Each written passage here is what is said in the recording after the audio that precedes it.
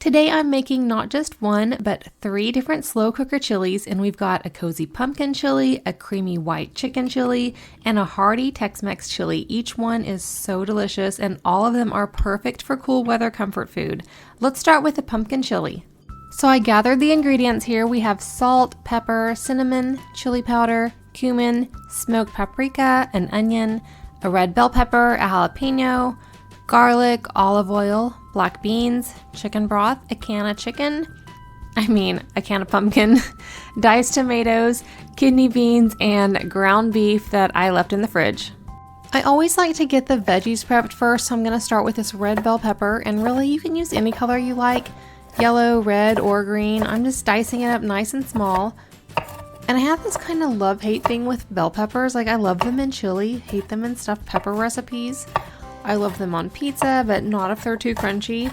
And sometimes red bell peppers just make me gag, and other days they don't bother me at all. Does anyone else have that on and off relationship with certain foods? Next, I'm dicing up an onion, and don't mind me while I cry my way through this one. I also grabbed a jalapeno from my garden, and if you're not into spice, you can just leave it out. Or if you don't have a fresh pepper on hand, just swap it in for a little cayenne instead. And I'll put all the details in the description for you. And as for the garlic, I'll just wait and run it through the mincer later. I'm going to saute the onion and bell pepper until they're just a little browned, and honestly, you can just skip this step and toss them straight into the slow cooker to save time. It'll taste just as good either way. Oh yes, the classic make more dishes technique.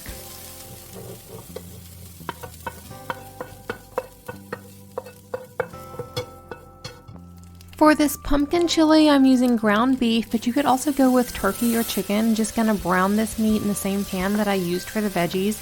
And when the meat is browned, be sure to drain the fat or soak it up with a paper towel. I know a lot of people like to do that. Here comes my favorite part, throwing the remaining ingredients into the slow cooker so I can just be done with it. I'm gonna toss in the jalapeno or cayenne, whichever you decided on. Gonna mince the garlic the lazy way, highly recommend it. Empty a can of pumpkin, what a great fall flavor. A can of drained and rinsed black beans. Drained and rinsed kidney beans. A can of fire roasted tomatoes. A can of chicken broth. 2 tablespoons of chili powder. A teaspoon of cumin. A teaspoon of smoked paprika. Half a teaspoon of cinnamon. Some black pepper. Some salt.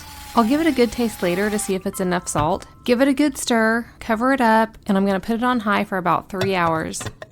While the pumpkin chili is heating up, I'm going to make some sweet cornbread to go with it. I'm going to go ahead and spray my pan with nonstick spray.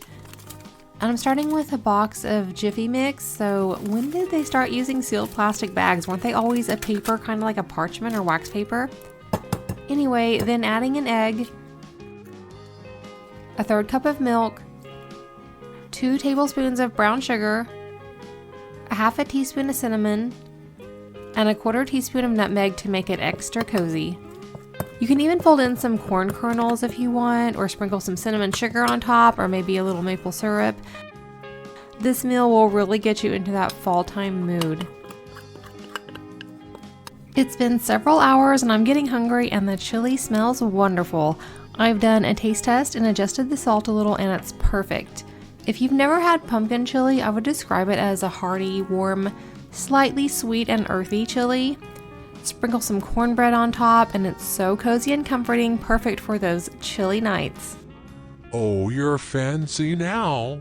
Next up, I'm going to make a white chicken chili, and the ingredients are sour cream, jalapenos, garlic and onion, chili powder, smoked paprika, oregano, cannellini beans or Great Northern beans, cumin, green chilies, chicken broth, heavy whipping cream, chicken, Monterey Jack cheese, salt and pepper.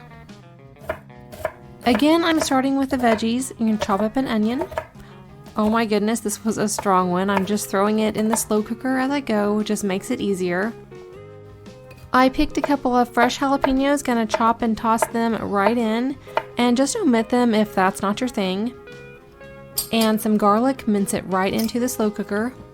Okay, next I'm going to drain and rinse the beans, and I'm using a can of both cannellini and northern beans, but you can just choose one or the other if you like. Toss in half a can of drained corn, a can of green chilies, 2½ cups of chicken broth, 1 teaspoon of chili powder, 1 teaspoon of cumin, half a teaspoon of smoked paprika, half a teaspoon of oregano, half a teaspoon of salt, and you can adjust that to your liking, a 1/4 teaspoon of black pepper adjusted as well.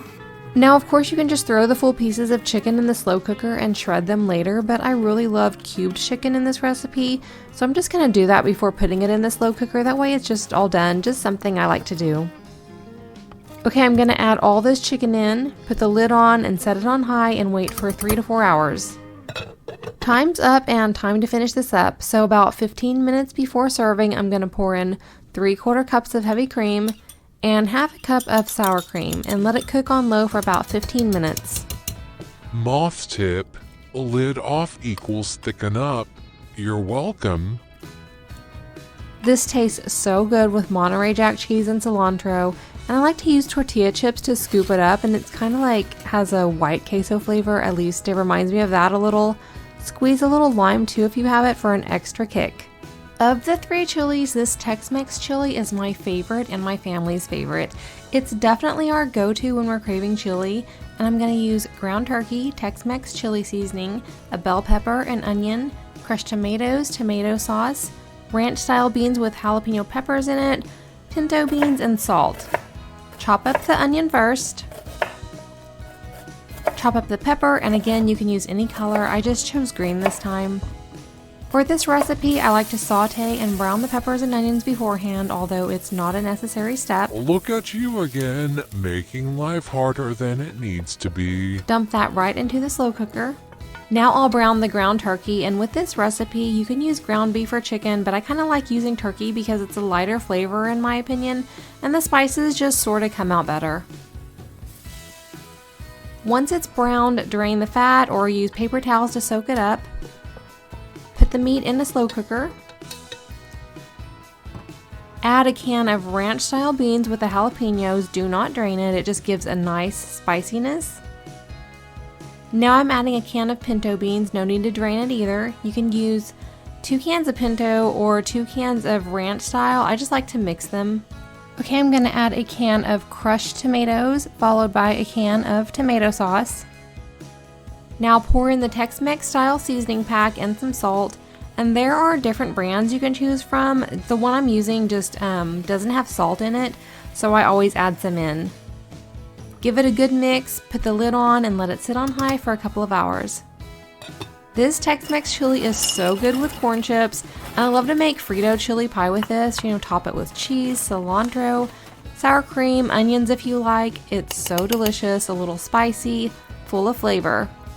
I say go for the pumpkin chili if you're into cozy fall flavors with a little sweetness and warm spices, or try the white chicken chili if you're craving something creamy and comforting, or if you love sour cream enchiladas. And make the Tex-Mex chili if you want bold, hearty flavors with a spicy kick. So let me know which chili recipe you're going to try.